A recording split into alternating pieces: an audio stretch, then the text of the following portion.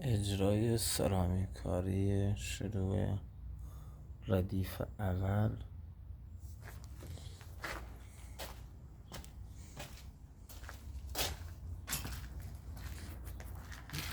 شروع سرامیک با استفاده از همتراز. اجرای داکتا.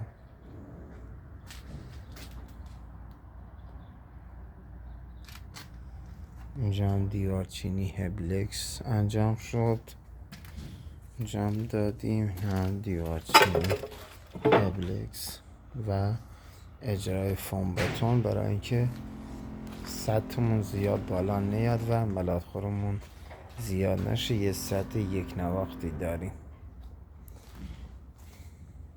نکن خیلی شیک و تمیز با یه 4-5 سام راحت میشه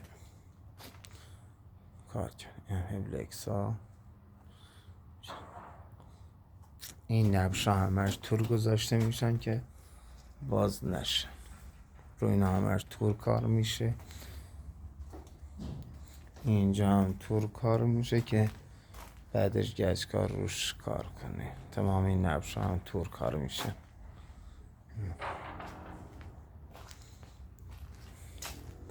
این هم داکت مرکزی آشپزخونه که لوله‌های فاضلاب اجرا میشن. این هم ونت مرکزیه.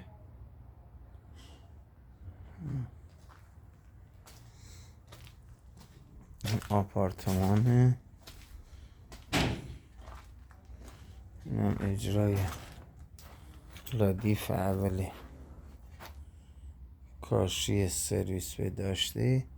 این هم داکت مرکزی که اینجوری اجرا میشه، در واقع زیر کار، زیر سقفی اجرا میشه. این هم اجرای سردرم هست.